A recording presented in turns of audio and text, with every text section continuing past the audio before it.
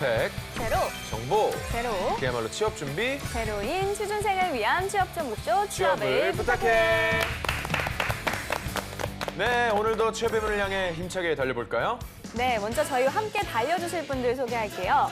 취향 저격수 양상국형, 취업 컨설턴트 홍기찬 쌤, 빅데이터 전문가 정민기 쌤, 캠퍼스 특파원 김보은 학생입니다. 안녕하세요. 반갑습니다. 반갑습니다. 우리 보은 학생 굉장히 오랜만에 나오셨는데 어떻게 또 지내셨나요? 네, 그냥 별다를 것 없이 시험 기간이어서 시험을 준비하면서 보냈습니다. 그렇군요. 오늘도 얼만큼 준비했는지 좀 기대가 되고 우리 보은 학생이 그래도 퀴즈 잘 맞추는 걸 알고 있거든요. 네. 보은 학생 한번 기대해 보도록 하겠습니다. 네. 자, 취업을 부탁해 시작하도록 하겠습니다. 먼저 취준생이 알아야 할 시사상식 퀴즈 풀어봐야겠죠? 보미 씨, 방법 알려주시죠. 네, 먼저 그날의 문제 출제자가 선정이 되면 퀴즈를 내주시면 되겠고요. 나머지 출연자는 맞춰주시면 되겠습니다. 단, 캠퍼스 특파원에게 우선권이 있다는 점만 기억해 주시면 되겠습니다. 자, 그러면 오늘의 출제자는 누굴까요? 누굴까요? 네, 저네요. 네. 저한테 오는 것처럼 이렇게 오다가 이렇게. 내실래요? 아니야, 괜찮습니다. 공부해야죠. 네.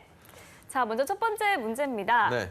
지난 7월 유럽연합이 구글에 5조 원이 넘는 벌금을 부과한 이유로 무선기기의 자사의 검색이나 앱 다운로드 엔진을 사실상 의무적으로 설치하도록 해 시장 지배적 시위를 남용한 것을 무엇이라고 할까요? 1번 반독점 규정 위반, 2번 담합, 3번 부당 공동행위, 4번 거래 강제. 저는 1번? 1번. 1번 반독점 규정 위반. 재정 씨는요? 저도 1번입니다. 전쌤은요? 1번 가겠습니다, 저도. 그럼 저는 4번 가도록 하겠습니다. 네, 네. 갈렸는데요. 네. 정답은 1번 와. 반독점 규정 위반이었습니다. 네. 상국이 형이 드디어 틀렸네요. 아니, 남들이 또 다 1번 하니까 네. 배려. 좀 뭔가 다른 걸 보여주고 싶었죠. 네. 이번에 맞추도록 하겠습니다. 네, 주관식. 좋습니다. 네. 일단 추가 설명부터 드릴게요. 네. 이유는 구글이 안드로이드 운영체제를 사용하는 스마트폰, 태블릿 등에 구글의 검색 및 앱 다운로드 소프트웨어를 사실상 의무적으로 설치하게 하면서 이 시장 지배적인 지위를 남용했다고 판단했습니다. 이에 구글도 유로존 국가들을 대상으로 안드로이드 스마트폰에 기본적으로 깔려있는 번들앱의 사용료를 부과하기로 했습니다. 홍쌤께 질문을 좀 드리고 싶은데요. 이 유럽연합의 조치에 구글이 앱 사용료를 부과하는 것으로 대응하는 것에 대해서 어떻게 생각을 해야 할까요? 그러니까 우리나라에서도 IT 시장에서도 이런 일이 빈번하죠. 그러니까 특정 포털에서 어떤 검색을 하게 되면 포털은 이제 그런 정보들을 제공하는 역할만 수행해야 되는데 네. 정보 제공과 함께 그 포털 사이트의 서비스를 운영할 수밖에 없게끔 만드는 부분에 대해서 이제 해외에서 그런 판례들이 나오고 있고 국내에서도 그런 산업에 영향을 미칠 거예요. 그래서 그런 사업적인 이슈들이 기업을 운영하는 분들에게 어떤 영향을 미칠 것이냐 이런 부분들은 좀 공유한 상태에서 면접장에 가졌으면 좋겠습니다. 네. 좋습니다. 자, 그러면 두 번째 문제 드리겠습니다. 최근 온 국민의 봉분을 산 PC방 살인 사건에서 이 사건 직후 검거된 피의자가 자신이 우울증을 앓고 있다고 해 구속 대신 한 달간 정신 감정에 들어갔는데요. 자칫 감형이 될 우려가 있어 국민청원이 줄을 잇고 있습니다. 이처럼 형법상 처벌을 면하거나 감형해주는 주 원인이 되고 있는 이것은 무엇일까요? 본 학생 몰라요? 근데 약간 보은 학생은 모르는 표정이긴 해요. 네, 저는 이 뉴스를 아침에도 보고 왔는데 큰일이다, 얘들 요새. 아, 진짜. 안다고 또 이렇게 큰 소리를 또. 이거 맞지, 이거? 아, 맞아요. 알고 애들이 봤- 지식이 미약해. 아우, 진짜. 아니, 이렇게 웃는 재정 씨 표정도 뭔가 모르는 표정이에요. 저거는 진짜. 이제 표정만 봐도 알 것 같아요. 네. 나는 똥멍충이다. 아니, 이렇게 웃는 전쌤도 약간 전쌤도. 아, 전생? 심신미약. 정답입니다. 네. 네. 부가 설명을 드리자면요. 조두순 나영이 사건과 강남역 살인 사건, 인천 초등생 살인 사건, 어금니 아빠 이영학 사건의 공통점은 피의자들이 모두 형법 10조 2항에 따라서 음주와 심신미약으로 감형이 된 사건인데요. 이 정신적인 문제와 함께 음주 상태도 심신미약으로 포함돼 이를 개선하려는 움직임이 일고 있다고 합니다. 네. 자, 취업 준비 퀴즈 풀어봤습니다. 이제 본격적으로 오늘의 기업 만나볼 텐데요. 화면으로 함께 하시죠.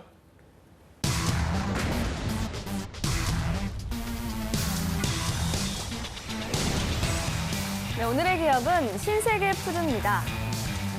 1979년 설립 때 신세계그룹의 식품 공급 기능과 역할을 담당하면서 신세계와 이마트의 차별화된 식품 경쟁력 향상에 기여해 왔는데요. 식품 원재료의 소싱에서부터 R&D, 생산 가공, 보관 물류, 영업 판매에 이르기까지 사업 전반의 핵심 기능을 업계 최초로 수직 계열화해 최고의 품질 경쟁력을 보유하고 있습니다. 특히 해외 인류식품 브랜드와 상품을 발굴해 독점 판매권을 확보, 국내 식품 유통시장에 공급하는 글로벌 쇼싱 사업은 국내 최고의 경쟁력을 확보하고 있습니다. 최근엔 급식과 외식을 결합한 새로운 형태의 프리미엄 급식 모델 개발에 주력하면서 국내 급식 시장의 선진화에도 앞장서고 있는데요. 올반, 데빌스 도어, 오슬로, 그래머시 홀, 자니로켓 등 빠르게 변하는 외식 문화 트렌드를 예측하고 신세계 이미지에 걸맞는 새로운 콘셉트의 특화된 브랜드를 육성하고 있습니다. 네, 신세계 푸드 자체는 이렇게 잘 모르실 수 있는데 뭐 올반 제가 이제 너무 맛있어요. 대구 가서 네. 그 역에서 먹은 적 있거든요. 그래서 맛있었던 기억이 있고 네. 자니로켓은 이게 이제 아마 햄버거일 겁니다. 그래서 조금 약간 외국 햄버거처럼 조금 이렇게 뭐라 해야 될까요? 조금 더 느끼한 맛을 좋아하는 사람들이 네. 좀 많이 좋아할 그런 그러니까 요 정도만 좀 알고 있는데 우리 본 학생은 신세계 푸드에 대해서 좀 알고 계신 게 있으신가요? 아, 네. 제가 고등학교를 다닐 때 아침 일찍 나가야 되고 또 네. 빠르게 먹어야 되는데 밥을 엄마께서 피코크 상품 국을 사다가 데워주셨던 기억이 납니다. 그렇군요. 자, 우리 꾸경님도 당연히 신세계 푸드 좀 잘 알고 계시죠? 와, 근데 저는 신세계 푸드는 잘 모르겠어요. 예, 왜냐면 다른 푸드는 많이 했는데 제가 먹고 있는데 신세계 푸드인지 모르고 있는지 모르겠는데 자니 로켓이 햄버거라고요? 네, 제가 알기로는 자니로켓. 와, 이거 근데 살다 처음 듣네. 그게 이제 지나가다가 그 지하에 보통 있잖아요. 저도 그 자니로켓은 식품- 못 봤던 것 맛있어요? 같아요. 저는 좀 맛있었어요. 근데 좀 약간 고가입니다, 사실. 그러니까 예를 들어 프리미엄 버거. 예, 약간 그런 느낌으로 갔는데 중구 쪽에 있는 거 거기서 그냥 걷다가 그냥 햄버거 먹고 싶었는데 그냥 우연히 먹었던 거고. 아무튼 꾸경님도 다 알고 계실 줄 알았는데. 네, 전 잘 모르겠어요. 알겠습니다. 자, 그렇다면 오늘 이 시간 신세계 푸드에 대해서 자세히 알아보도록 하겠습니다. 먼저 빅데이터부터 알아볼까요? 네, 지난 1년간 2만 900여 건 정도 언급이 됐는데요. 신세계 푸드가 이제 평창 올림픽에서 선수촌에서 네. 음식을 제공했대요. 아, 그러면서 여기에 대한 언급량이 상당히 많았습니다. 그래요? 뭐 올림픽, 그다음에 평창 올림픽, 선수 이런 단어들 많이 있었고요. 그다음에는 뭐 음식이나 식당, 기자라는 단어도 있더라고요. 그래서 여기 이제 올림픽 할 때 당시에 기자들도 여기서 먹고서 이제 글도 좀 썼더라고요. 맛있었다. 맛있었다. 그래서 외국인들도 SNS에다 선수들이 이번에 밥 진짜 맛있다. 그러니까 국가별로 약간 또 저기 인도네시아라든지 무슬림 국가 선수들은 또 안 먹는 음식 있잖아요. 네. 그거 이제 또 할랄 음식까지 이렇게 해가지고 했던 게 굉장히 이슈가 됐었고요. 아, 그렇군요. 그 외에는 이제 올반이란 그 식당. 근데 저도 올반 처음 들어봤는데 인터넷에서 올반 뭐 맛있다고 평들이 많더라고요. 뷔페예요. 터미널 밑에 뷔페. 있어요. 네. 뷔페 아, 맞죠? 그렇군요. 네. 네. 그리고 이화여대가 지금 이 신세계 푸드에서 학교 그 급식 비슷하게 하고 있는데 네. 여기도 맛있다는 평가 상당히 많더라고요. 그래가지고 젊은 사람들은 신세계 푸드에 대한 어떤 그 인지하고 있는 그런 것들이 상당히 높았어요. 그래서 많이 인기 있는 거구나 생각했고요. 그다음에 뭐 맛집이라든지 영양사 제품, 식품 뭐 대부분이 음식과 관련된 그런 이야기들이었습니다. 네, 좋습니다. 빅데이터 봤습니다. 자, 신세계 푸드 채용이 궁금한데 어떻게 하고 있을까요, 홍쌤? 최근 18년 하반기 때 신입사원 채용이 열렸는데요. 신세계 푸드 같은 경우에는 이 프로페셔널 인턴십이라고 해서 인턴십을 진행하고 나서 겨울방학 동안 출퇴근으로 7주 동안 진행이 돼요. 그 7주간의 인턴 생활 평가를 받고 나중에 이제 취업이 되는 프로세스로 흘러갑니다. 올해 하반기 같은 경우에는 우선 머천다이징, 여기 메이 파트고요. 그다음에 코퍼레이팅 서포트, 이거는 일반적인 지원, 스텝 직군을 생각할 수 있고요. 그다음에 리테일 매니지먼트, 여기가 이제 영업 직군으로 채용이 이루어집니다. 그래서 다른 기업들과는 다르게 서류 전형하고 그다음에 면접 보고 그다음에 인턴십 과정을 거치고 그다음에 이제 채용 검진하고 입사가 이루어지게 되는 프로세스로 흘러가죠. 그리고 신세계 같은 경우에는 경쟁하고 있는 뭐 롯데라든가 CJ 뭐 이런 기업들보다도 이미지가 상당히 깨끗한 이미지를 갖고 있어서 상위권 스펙 친구들이 또 많이 몰리는 경향들, 특히나 또 여성 문과들에게 아주 그 선호도가 높은 기업이다라고 생각하시면 좋을 것 같습니다. 네, 네. 알겠습니다. 자, 그럼 본격적으로 기업에 대해서 알아보겠습니다. 먼저 떠도는 한간의 소문부터 확인해 볼까요? 상국이 형.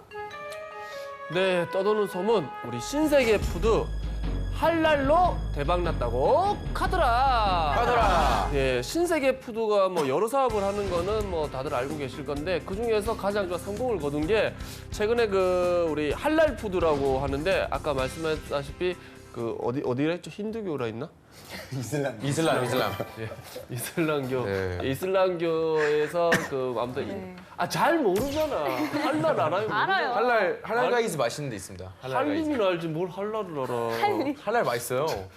전 네, 잘 몰랐어요. 알겠습니다. 제가 그래서 유통뿐만이 아니라 직접 개발까지 다 해서 좀 성공을 거뒀다고 하는데 와, 할랄을. 큰 성공을 거둔 건가요, 이게? 신세계 푸드가 이제 우리가 선호도가 인지도가 좀 낮은 이유가 구내식당이라든가 푸드월 전체 매출의 52% 정도 돼요. 아. 그러니까 일반 식품에서는 아직 그 입지가 그다지 크진 않거든요. 그래서 이런 부분에 대해서 틈새 시장을 공략을 하는 거죠. 그러니까 일반적인 우리나라 라면 기업이라고 하면 유명한 기업들이 많거든요. 그래서 신세계 푸드는 이런 할랄 푸드, 그러니까 해외 시장에 진출하기 위해서 이슬람에서 물건이 판매되기 위해서는 종교적인 이유 때문에 인증을 받아야 정상적인 판매가 이루어져요. 그래서 이쪽 시장을 대상으로 해서 대박라면이라는 걸 출시했고요. 초반 시장 진출 대비 성과가 아주 좋았습니다. 그래서 이런 부분들을 이제 국내 시장에서도 접목을 시키려고 노력을 하고 있는 거죠. 이게 왜 그러냐면 이슬람, 이 무슬림 관람 그 우리나라에 들어오는 관광객들의 비중이 점차적으로 좀 커지고 있어요. 실제로 보면 전체 그 관광객에서 차지하는 비중이 15년도에는 한 5.6% 정도 됐는데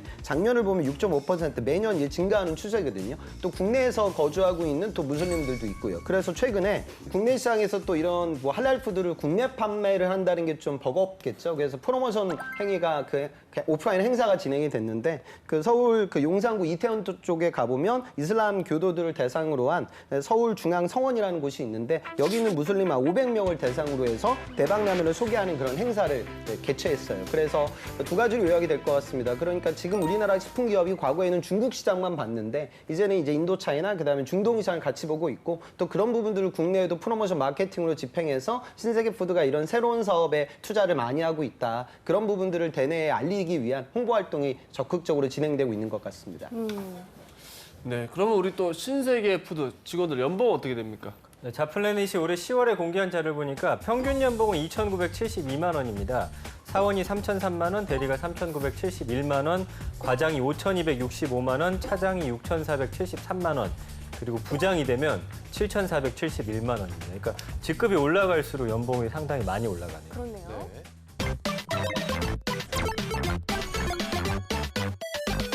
네, 이번엔 기업에 대해 좀 더 깊숙이 알아보도록 하겠습니다. 핫한 키워드로 기업을 저격해보는 시간이죠. 상국이요. 네, 핫한 키워드로서 기업을 저격해보도록 하겠습니다. 오늘 우리 역사상 처음으로 3개의 해시태그를 준비를 했습니다. 예, 꾸기의 해시태그! 이러면 출연료 더 줘야 되는데. 자, 가도록 하겠습니다. 짜잔! 샵 평창의 숨은 선수, 샵 메달 없는 영광입니다.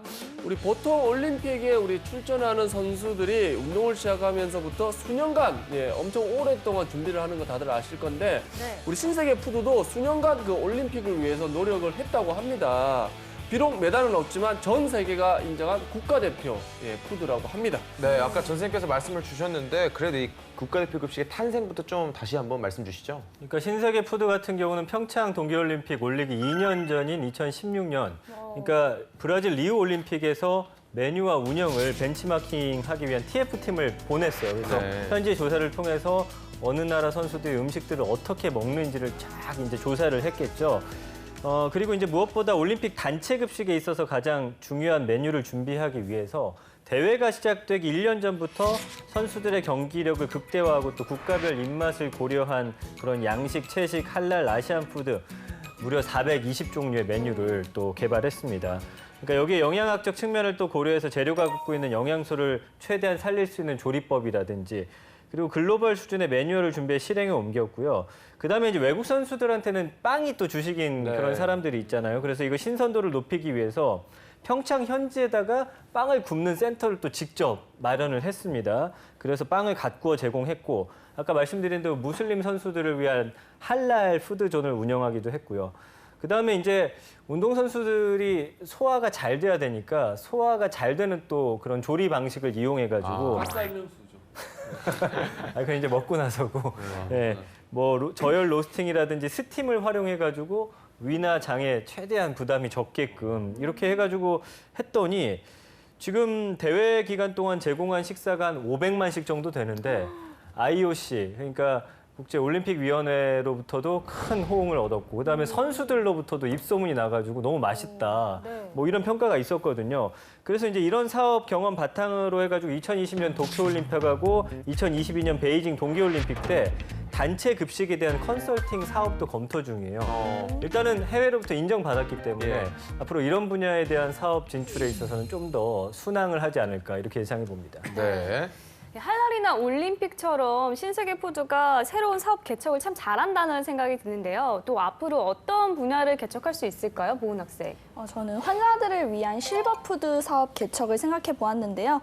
다른 경우보다 체계적인 식단 관리가 중요하고 당뇨병 환자같이 식단 관리가 중요한 경우에 각 환자별로 질병에 따라서 식단을 배분할 수 있기 때문에 진출만 잘한다면 성장 가능성이 큰 분야라고 생각했습니다. 실버푸드 솔깃하네요. 네.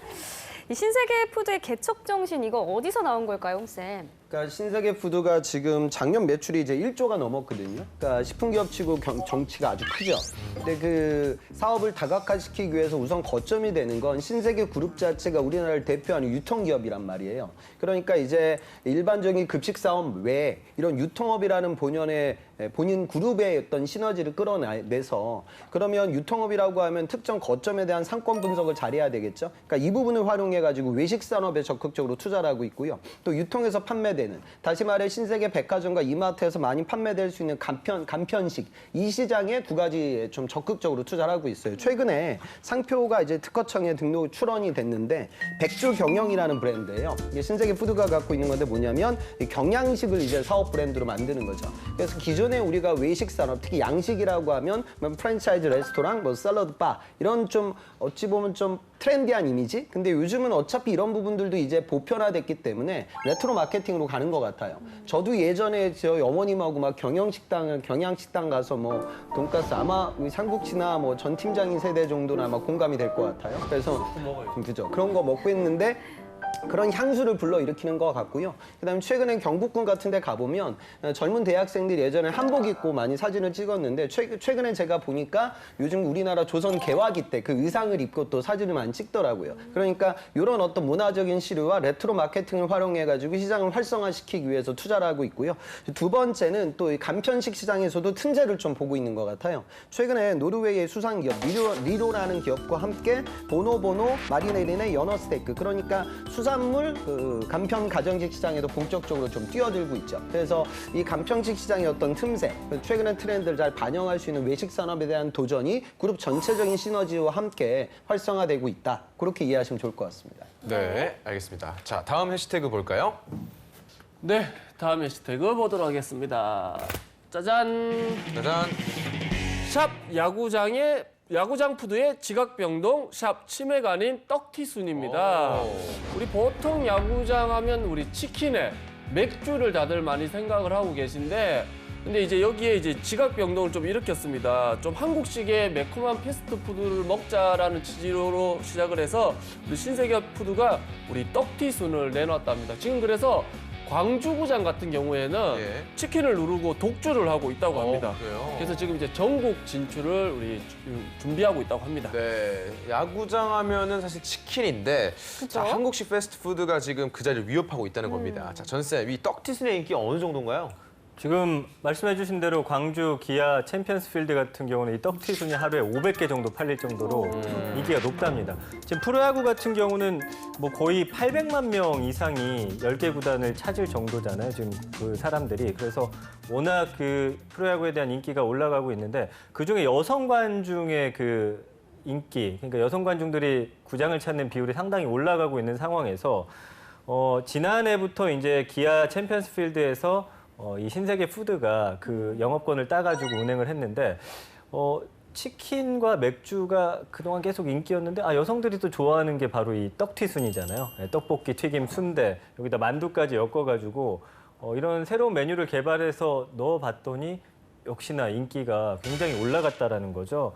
뭐 이 외에도 사실은 여러 가지 뭐 깐풍, 크랩, 칠리새우, 소세지, 야채볶음 이런 안주류도 추가로 선보이고 있고요.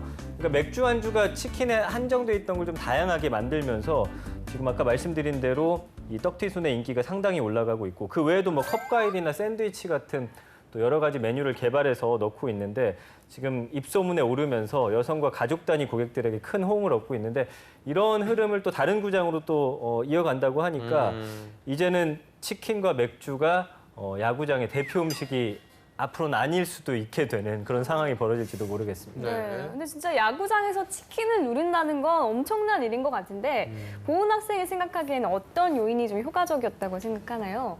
과거에 스포츠라고 한다면 승패에 집중하는 경향이 있었는데요. 승패를 넘어서서 이제는 야구 자체를 즐기는 문화가 형성이 된 것 같아요. 그래서 전 쌤이 얘기해 주신 것처럼 가족 단위라던가 여성 관람객들이 증가한 게 영향이 될 수 있을 것 같고 또 야구 경기를 즐기면서 색다르게 즐길 수 있는 음식을 찾다 보니 그게 좀 영향을 줬던 것 같습니다. 네.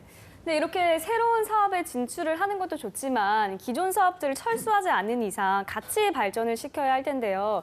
그 부분은 어떨까요, 홍쌤? 그러니까 전체적인 시너지가 나는 거죠. 이번 공채가 매입, 지원, 그다음에 판매 파트로 이루어진다고 했잖아요. 그럼 신세계푸드는 원래는 급식 사업을 진행하니까 매입 파트에서는 정말 다양한 식자재가 아마 사입이 이루어질 거예요. 그럼 그 식자재에 대해서 바잉 파워를 갖게 되고 그러다 보면 저단가에 좋은 식자재를 많이 구비할 수가 있고 그 식자재를 다양하게 가공하고 활용해가지고 또 다른 시장에 도전을 하고 있는 거죠. 저는 최근에 좀 인상적이었던 게 신세계푸드가 캠핑용 가정 간편식 시장에서 순살 닭다리 구이라는 제품을 출시했는데 이 제품이 무려 그 GS 홈쇼핑에서 판매가 이루어졌거든요. 그러니까 5회차의 방송 동안 6천 세트 이상 매 회차마다 판매가 돼서 토탈 한 33,000세트가 판매됐다고 해요. 그러니까 이런 틈새들을 잘 보고 있는 것 같아요. 실제로 이 제품을 보니까 제품 패키징도 아주 잘 갖춰져 있거든요. 우리가 캠핑을 가보면 항상 뭐 많이 즐겨 먹는 식자재가 좀 정해져 있죠. 그러니까 캠핑 가서 막 비싼 쇠고기 먹기는 좀 그러니까 그릴에다 이제 구워야 되기 때문에 주로 목살이나 삼겹살 이런 걸 많이 먹는데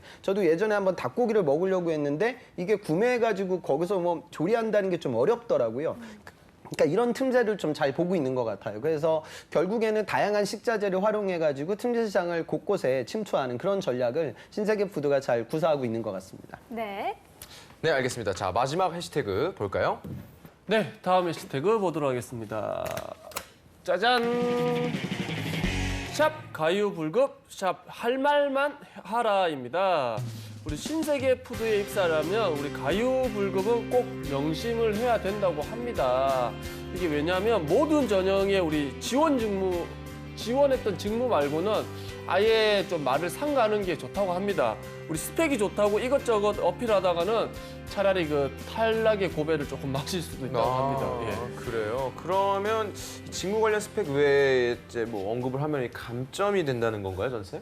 그러니까 너무 고스펙인 경우에 이거 다 써내면은 오히려 직무하고 직접적인 연관이 없을 경우에는 좀 감점 처리 그런 감점 사항이 될 수도 있다고 합니다. 그러니까 저희 업계에서도 스펙이 너무 뛰어난 그런 학생 같은 경우는 잠재적인 이직 대상이라고 보는 거예요. 그러니까 이 학생이 너무 여러 가지 스펙을 갖고 있고 여기 들어와서 계속 업무에 집중하기보다는 더 나은 회사로 이동하려는 듯한 그런 모양을 많이 봤기 때문에 아마 그런 거 영향을 받은 것 같기도 하고요. 그러니까 2차 면접 역시 해당 주제에만 맞춰서 본인 희망 직무하고 또 다른 내용을 준비한 경우에는 면접관에게 지적을 또 받았다고 합니다.